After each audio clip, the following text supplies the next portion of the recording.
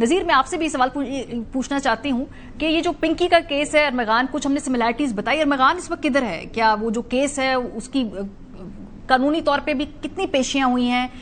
Next hearing कब है? तफ्तीश वहां पे कहां तक पहुंची है?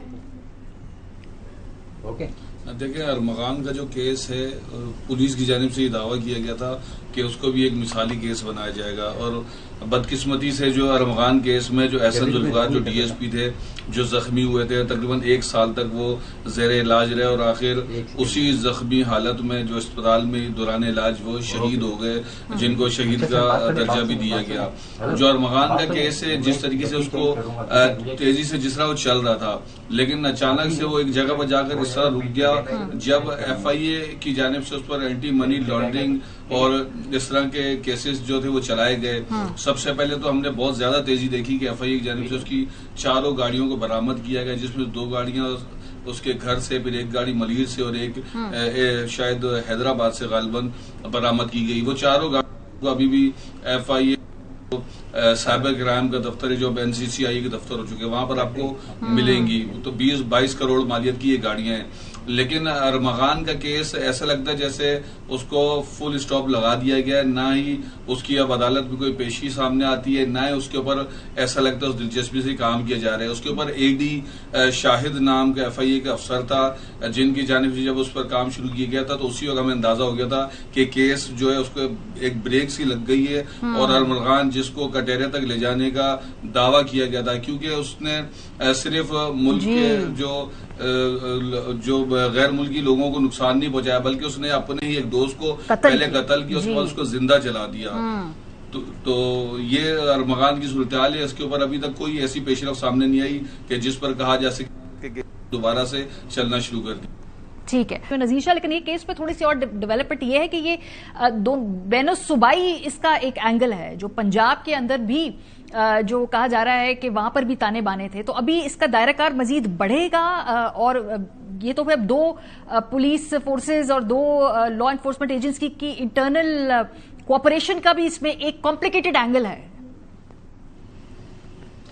देखिए मारिया, इसके अंदर बढ़ेगा नहीं बल्कि बढ़ाया जा चुका है। इस वक्त पाकिस्तान के जितने अहम शहर हैं, कराची, लाहौर, इस्लामाबाद और दीगर तमाम की जो पुलिस है, स्पेशली पंजाब और कराची पुलिस इस वक्त ऑन बोर्ड आ चुकी है। आपस में इंटेलिजेंस शेयरिंग की जा रही है। जो सिंध के जितने मुकदमे वो पंजाब के पास अपडेट होकर चले गए, और पंजाब के सिंध के जानिब मांगे गए थे। तो जिस तरह 3 से 4 मुकदमात लाहौर में पिंकी और इसके भाइयों और दीगर के खिलाफ थे, मजमूई तौर पर जो इसके खिलाफ जिसमें नामजद मुलजिम आए, तो तकरीबन 20 के करीब ऐसे मुकदमात हैं, जबकि मुतअद्दिद ऐसे मुकदमात हैं जिसके अंदर इसका नाम शामिल नहीं है, लेकिन ये एसोसिएट्स में शामिल है। तो उसमें भी जब अगर प्रोसिक्यूशन की जाए तो इसका नाम चालान में डलवाया जा सकता है और केस को आगे बढ़ाया जा सकता है। जो ये मामला, ये बैनुल सूबाई जो शुरू में जो नजर आ रहा था कि शायद ये कोकेन का काम बैठकर करती है और सिर्फ कराची या लाहौर की मार्केट को ग्रैब किया हुआ है, तो वो दावा थोड़ा सा कम साबित हुआ। ये इससे कहीं ज्यादा बड़ा ये काम करती थी। जब AR1 न्यूज ने सिर्फ एक नेग्लिजेंस की खबर ब्रेक की, क्योंकि ये एक्सक्लूसिव ब्रेकिंग AR1 न्यूज की थी जब हमने पिंकी की गिरफ्तारी की खबर नशर की।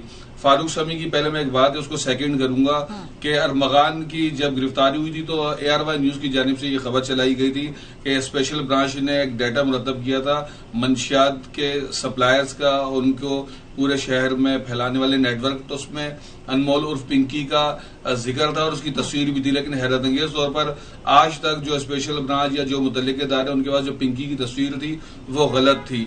जो वो एक और पिंकी नाम की खातून थी जिसने सोशल मीडिया पे क्लेम भी किया कि बार बार उसकी तस्वीर चला दी जाती है। इस पिंकी को इससे पहले भी कई मरतबा वांटेड में दिखाया गया, लेकिन बाकायदा गिरफ्तार ये तकरीबन 15 साल बाद हुई है। ये इसका सबसे बड़ा जो इसकी लेबोरेटरी थी वो कराची में थी और दूसरी लाहौर में थी। प्रॉपर इसने इस तरह के केमिकल्स रखे हुए थे जिसमें लेटोकेन, केटामाइन, मैथ और एफेड्रिन, इन तमाम अज्जा को मिलाकर ये 300 ग्राम कोकेन को 1000 ग्राम तक ले जाती थी। और जो कोकेन मार्केट में 8 से 10,000 रुपए ग्राम मिलती है, तो वो 25,000 व्हाइट और 40-45,000 गोल्डन की 1 ग्राम जो है ये हेरोइन फरोख्त करती थी।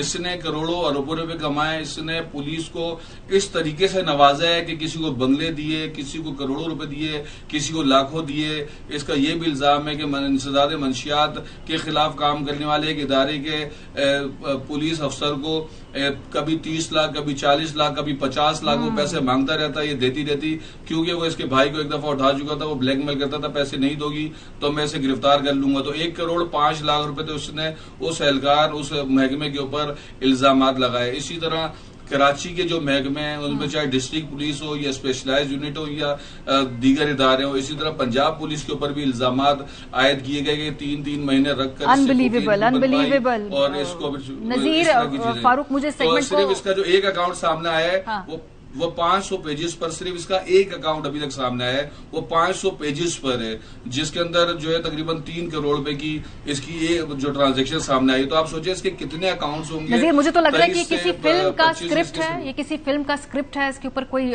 हॉलीवुड या पाकिस्तान में एक ब्लॉकबस्टर फिल्म बन सकती है। बहरहाल बहुत शुक्रिया आप दोनों। इस केस पे नजर रखिए, मजीद हम आपसे अपडेट्स लेते रहेंगे।